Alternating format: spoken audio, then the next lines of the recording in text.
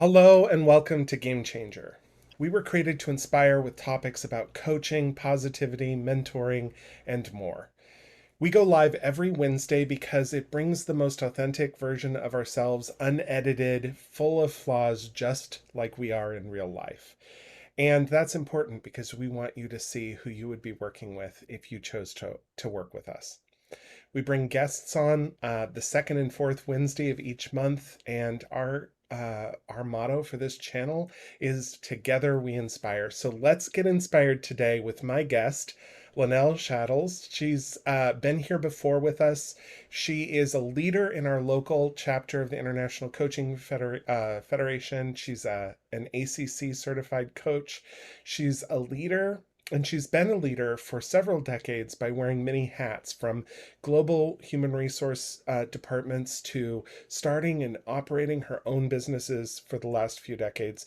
She's here to talk to us today about strategic leadership habits specifically.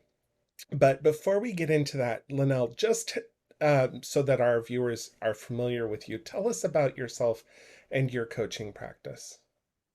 Awesome. Well, thank you for having me, Daniel. I'm glad to be back here with the Game Changer and live because we never know what's going to come out of this. But what I would love you to know about myself is that I work with those that are in leadership and executive positions, and those that are aspiring to be in that spot. So I work with them from anywhere from being a high level analyst that is on the brinks of showing really great potential for leadership, to up to partners at consulting firms and doctors as well. Fabulous. So, and I don't know that I heard specifically. So, who in the audience is going to benefit the most from tuning in today and listening to what you have to present? Yeah, thank you. So those that are going to benefit from this are perhaps already in leadership positions or having some struggles. They're facing some roadblocks. They're trying to figure out what to do to get ahead. They might be dealing with turnover. They might be dealing with new leadership positions. They might be dealing with uphill with a new boss. They might be at the brinks of wanting to move into leadership. And so they want to get ahead of that curve, and they want to start to think like a leader and to think strategically as opposed to tactically. Yeah, and that's so important. So, you're here to talk to us specifically about, and this isn't a shock, this is the title of episode, 5 strategic leadership habits. So, if you could just start us off by telling us what those 5 habits are, and then maybe we can go into depth into each one. Absolutely. Yeah, when we started talking about this, what we're going to discuss, I was starting to think about common themes that are coming up time and time again with my leaders. And so, first thing we'll talk about, we might talk about them in different orders, is focusing on what's essential, what's really critical. And so that could be in your life, that can be in your career. So that's your first one. The second one, let me look at my notes here. Let's focus on subtraction. So we are very good at adding to our lives. Many of us know that is maybe an addiction, some adding, but we're going to focus on subtraction. We'll talk about that. We'll also talk about creating boundaries and around what's really important and what really matters, because that can be a real challenge. That's typically one of the first things that we will talk about. Another one is delegation and why it's important to delegate as a leader. And the fifth one we'll talk about is why you should think like a coach when you are a leader. Yeah, There's your that five. sounds great. Well, let's dive into that first one. Specifically, you mentioned focus and focusing on what's essential. How do you help someone or help your clients identify what is the most critical? Where do you begin with that? Yeah. And so the key thing to think about is when you're working with a coach is that I don't determine that. So if you were my client, Daniel, we would work that together because you're the one that knows your work. I don't know your work. I don't have that lens. I don't have that filter. And so we really want to start diving into that to think about that. So as leaders, we want to think about strategically what's most important and what are the things that can be let go. So I almost think about it as like what's falling off. Like if you're at the top of the mountain and what's essential up there, it's like the snow at Mount Hood when we're out here in the Pacific Northwest. And it's like those little rocks and those things that are crumbling off because they really aren't as important to the mountain anymore, that peak. And so that's just a visual example for you, but it's really thinking about what it is that's key, how they can do less and be better at it. And so it's just more quality versus quantity, if you will, of like just what's essential. Like, we're really guilty in this world of thinking about priorities, but go to the priority. What's the priority? What's essential in that job? Because that's going to be really helpful to let things go. And especially when we're maybe working in leaner areas now too, workforces, that if you're still working the same way you were before, you're going to just collapse. You're going to burn out. I mean, this is the season of lots of burnout for a lot of my clients. I'm getting some cancellations, late cancellations, because they have so much that they're doing that's like they're falling down because they can't keep up with it all. Yeah, that makes sense. Do you have any examples that you can provide of things that leaders have let go of? I guess that kind of leads us into the next topic, but maybe how leaders have identified things that weren't as important so that they could get back to what was important. Yeah. So, I mean, I was just on with a client actually before this, and we were talking about cutting out meetings because a lot of companies are just, they have meeting upon meeting upon meeting, and you don't get any work done. Or you'll have 20 people on a call and only three are really speaking. And so, is it really maybe not the best use of someone's time? Like we talked about that too with this client of maybe there is somebody that it's a good use of them being on if they're going to be groomed to take it over, for instance, having them on. But if there's all these people on, just for what? For what purpose? Are they a scribe? Are they, are they facilitator? Like, what is their role? Why are they on there? So that's a big thing. And even just shorten the calls, evaluate the agenda, like see what's really important to be talked about. Because I had one other client that she was talking about, like they always had hour meetings. And so I challenged her. I was like, well, if you're done in an hour, like they were just chit chatting. Well, I like people just the same as you do, but at the end of the day, the longer you're chit chatting, the longer you're at work and you can't get to what you want to do after work. And so really kind of curbing that and cutting it down and really having a focused agenda for what they're going to talk about in the meetings. Yeah, focused agendas are so important. I'm astonished. My husband doesn't. He works with a boss who doesn't use agendas for their meetings, and it just kind of boggles my mind. So Yeah. is a huge one for me as well. So this really kind of goes hand in hand with the second point, which was subtracting what's not moving you forward, right? That once you've focused in on what's important, and then you have a whole pile of stuff that has to go to the garage sale or has to go to the donation store, right? Things Yeah. that need to be removed from your life. So tell me more about that process. Yeah, and that could be it can be at work and it can be at home because oftentimes my clients we're working on that whole person. We're looking at like, how is career impacting what's going on at home? How is home impacting what's going on in career? And so I look at it as like a mirror, it's that reflection of the two on one another. But thinking about the clutter, like think about all the things. Like you've got a lot of beautiful books on your bookshelf. If you could see mine, I mean, you would be like, okay, you're maybe on the lines of a hoarder of books because I've got them all around me. So, I mean, the challenge is that takes up the energy, that takes up space, and that takes up just too much capacity that you're like, I can't even focus. Like I'm guilty of that myself. I mean, it's something that like the things I work on with my clients is that by no stretch of imagination am I perfect on these things. I'm a work in progress as well. But when we start to try to declutter, it actually opens up the mind to be able to see, to have more joy, to be able to focus on what matters because we're kind of in a world and a kind of a culture of adding. It's almost like a status symbol, right? I think people have got to that place of like, oh, well, if I have this house and if I get this and this and this, it's a status symbol. But all it does is kind of wears you down and it doesn't really build you up. And so I think people have a challenge though with subtracting because it's easier to add. Let me just add something more. And like I challenge my kids, if you get something in, get something out. Like, if the holidays or if it's the birthdays, and we don't always do that, but like get something out because somebody else could use that. So the garage sale or the donation, they could use it that way. But we don't do it as much because making decisions is hard. Oh, well, which book do I want? Do I really want to get rid of that one? That maybe isn't so powerful, right now. But what if I needed that? Like, so this kind of decision fatigue can happen too. So I'm just letting people know subtraction can be a hard thing to do because we're not encouraged to do that. We're just add. And whether it's stuff, material things, or whether it's all like more duties, like just more and more stuff. Like, I have a client um, that one of their directs left. And so there's more stuff coming on. So we're looking at it as an opportunity of what can be subtracted once he knows what was being done in this role. And he can see that view, like, does it still need to be the same way? Can we work more efficient? And I guess if I can just take that analogy a little bit further, um, well, or really kind of dig into that. I know that some people have a harder time letting go of things, of possessions, of clutter, of junk than other people. Some people have a real hard time of letting go of responsibility as well. Hmm. And that seems like a good segue into the next topic of learning to set boundaries. And I love talking about boundaries. We talk about them a lot on this channel, but and so um I guess I guess I'd love to know your definition of what a boundary looks like. And I'd also like to know specifically how you work with clients to help them establish those boundaries. Yeah. Yeah, so I mean, the challenge is say no. That's where boundaries start. And so not taking it personally as somebody that is told no, or not taking it, applying it personally to when you say no or somebody says no to you. So that's a big thing of that boundary.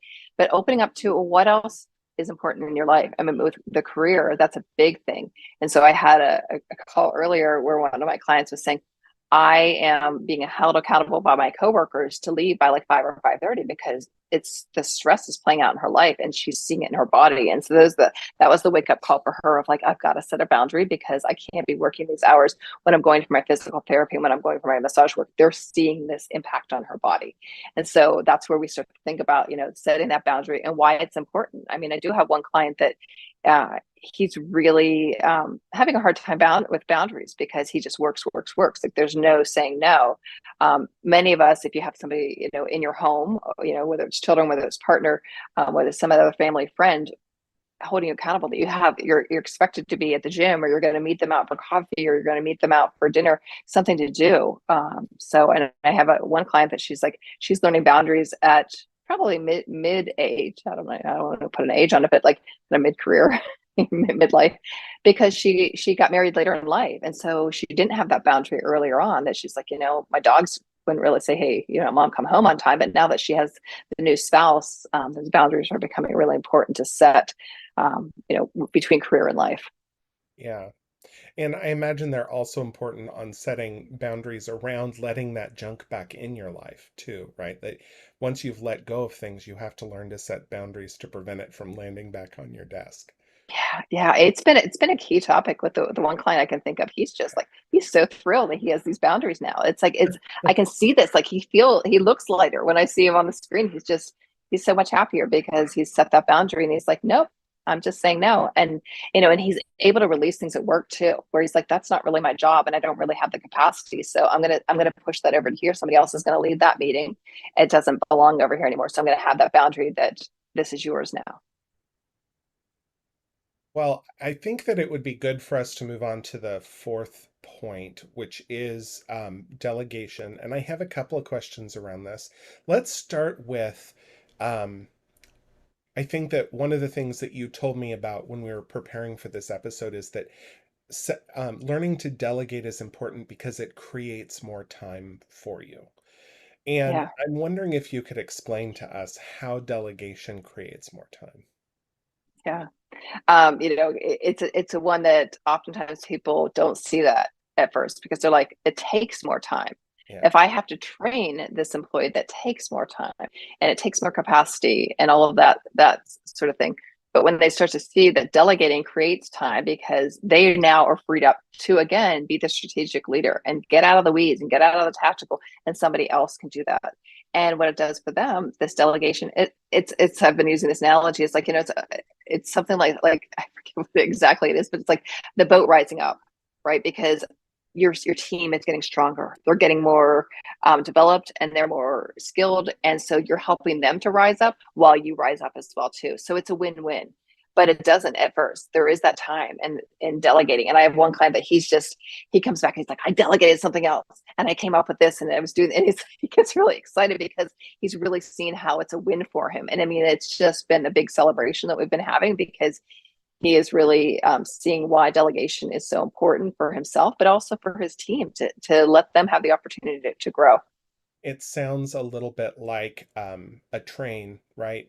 When a train is stopped, it takes a lot of energy for that train to get moving, and that movement is really slow and painful. You could get out of the train and walk faster than the train goes, right? But once the train really gets moving, once there's momentum there behind that delegation, it increases it. And I heard this really interesting fact about it also improving the engagement of your team as well. So that's Yeah, pretty yeah. fantastic. And when you were saying that, it made me think of like, I often talk about slowing down to go fast, and that kind of in coaching in general, but delegation, really, you're going to slow down to go faster to get that train going. Yeah. One kind of I don't want to say pitfall, but one kind of challenge. I mean, I just had a client ask about this is like, well, how do I decide who to delegate to? If I have 5 or 7, direct reports, who do I delegate to? Because how is that maybe perceived by the other people? Like, why did Daniel get that and Molly didn't get that? Because we're all peers. And so that can be a challenge, but life isn't always fair. And so we look to see who we can give that opportunity to, who is ready for it. And something we talked about too is maybe encouraging him to think about small wins that somebody else could do. Like everybody doesn't have to have equal playing cards or blocks in their playground, but because they're not all at the same place, they don't have all the same background and experiences. But seeing who's ready for that, Yeah. and giving some other people like maybe smaller projects. Yeah. Well, I'm wondering if you could go into a little bit more of how you get, so I guess when I hear about delegation, one of the things I think about is that there are people out there who just refuse to delegate. I work with perfectionists, and perfectionists have a really hard time letting go and letting someone else make mistakes. Um, how do you work with your clients to overcome those challenges, those roadblocks to delegation? It's practice. It's like the one that I said, like he comes back, he's like, I delegated something else. So it starts with small things. It's like you don't delegate everything right off the bat. You don't give away everything that first week, but you see like opportunities. And so that's when we start to talk about, well, where else and who else? And because that was something for him that it came up like this one was getting all the delegations. So we started to think about like, okay, one of his goals was that he wanted to work more on developing his employees. And so that was something that we looked at, is that not just delegating to one, but delegating to other ones to help more people grow.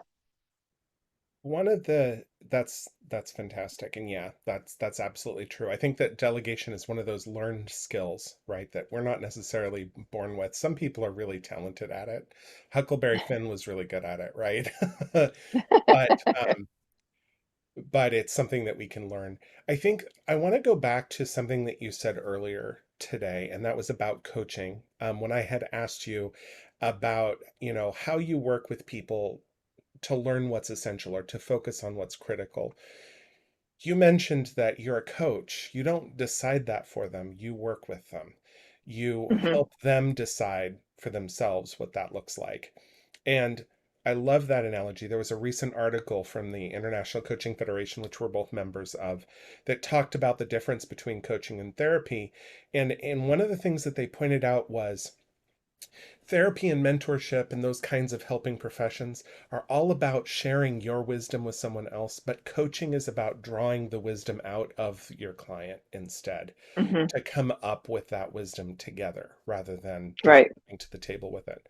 And that brings me to your last point of thinking like a coach. Um, how do you work with your clients to get them to think more like a coach? And why is that so important? Yeah. Yeah. So, I mean, I feel like it's been coming up a lot because sometimes they do have a goal that they want to work on coaching their employees. And so, what I help them do is I share some questions that you and I as coaches would be asking our people. So, just getting curious. That's one of our best things, right? Is just being curious and not being judgmental, and kind of like, we're in boxes here on these screens, but like kind of staying out of that box and just get curious. Well, what if, and why is that? And can you tell me more? And sounds like, it seems like, it's just that curiosity, of really staying outside of the box and to learn more about the situation. And so when you stay out of the box, like I'm leaning back right now because I gain perspective. But if I'm right up here, I can only see, everything's like just it's such detail there, but it's like kind of, what is it, seeing the forest or the trees, but you can have that perspective. And so as a leader, to really have that perspective and not to get in the weeds with them, but to get out here and really get curious. And that's how they learn how somebody's really ready to be developed, or they get curious to understand why there's a performance issue, what's going on, because that's where I encourage my leaders to really get to know their people too. There's that fine line, like, don't tell me too much because I'm your boss, but like, get curious about what's going on. Why is this performance, like, being impacted now? Is this different from what's going on before? Tell me more. I'm just curious. Or if there's like there was one there was one client that was having two employees that were kind of bickering, and so I'm like, you got to get out of the box. That example, I was like, imagine that there's like, they're in their boxing. It's not safe for you to be in that box. You don't have the gloves. Imagine you're Rocky Balboa and you're back here in the corner and you've got your coach that's like, helping you to see. But like, that was the example I gave with that, because for whatever reason, Rocky was coming to mind. But it's like, stay out there. Like, it wasn't even in the corner. It's like, you're an observer. You're in the stands. You're watching this go on. And so you can't be objective if you're right in the middle of it. Right.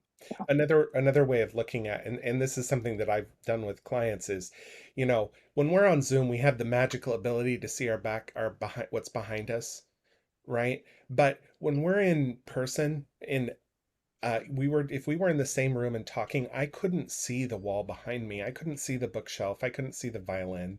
I couldn't see those things because those are outside of my perspective. But by stepping back, the way you're describing it, you're broadening your perspective, and you're relying, by coaching, by asking those very coaching questions and getting curious, you're Hmm. learning to broaden your perspective and to rely on the Yeah. perspectives of others. For sure. Yeah. I love Yeah. that. Absolutely. Boy, Yeah. if more people did that, there'd be a whole lot less conflict in the world, wouldn't there? Well, We do as much as we can in the moment we have. yeah, we do. We do the best we can with what we were given. Well, if you I so just to summarize for us today, what are some of the key points that you want people to walk away from this video thinking about? Yeah. With everything comes a choice. And so you choosing like what's essential because of what's going on with you, and setting those boundaries based on your values, what really matters to you. Somebody might say, I'm good with working 10, 12 hours a day. Or, somebody else says, well, I'm a new mom, or I am in this relationship, or I enjoy, going out and kayaking after work. And so setting those boundaries are really critical. So it really is dependent on the person. So I don't have like a cookie cutter, but these are themes that, like, when we talked about this show, I was like, these are things I'm just talking about consistently. Like, I see this trend amongst my clients, and really this difficult thing of subtracting. It's hard. It's hard to take away. It's easier to add and to delegate, and it's just, it's not always the easiest thing because of the time, element of talking to people and explaining how to do the process so you slow down to go fast, and then to think like a coach. I mean, it's just getting curious and seeing why things work the way they do. And that way you can have people kind of getting on your team to work together, to decide who needs to go to which meeting, and, how do we, cut the time off, and what's that agenda. And so it's kind of bringing that cohesiveness together for the team, and not the working in silos and working in separation, but seeing the value of bringing together the team and how they can decide on what needs to come out. Because I see my clients, they take these and they learn these skills, and then they start teaching them to their staff, which is really cool to see. Yeah. And their staff get to grow and benefit from it and feel trusted and worthy. So they're Hmm. gonna work Absolutely. all the more hard. Um, Yeah. I think it's a joy to work with you. I get to do that every month because we work with the same chapter for the International Coaching Federation. But if there's someone in the audience who's been watching this and is curious to learn more about you and your coaching or how they could work with you, how can they best reach out to you? The best way is to go to my website, which is lynellshattls.com, which is LYNELLSHATTLS.com. And so hop out there, connect with me through there, set up a time, and we'll chat. And that's the best way just to find me. Fabulous. I'll make sure that there's a comment added to the video after we're off. I've learned that you can't post links to other people's videos, but I can because I'm the owner. So I will Awesome. do that Well, for there you. you go. Thank you so much for being here with us today and talking to us about the 5 strategic habits for leaders that you have found have been most beneficial for your clients. And thanks to the audience for watching us, for tuning in. If you would just take just a moment of your day to give back and just press the like button and share this with someone else. Make sure you're subscribed to our channel for more content and show up next week if you want to learn more about coaching, overcoming perfection, and more. I'll see you then. And until then, bye.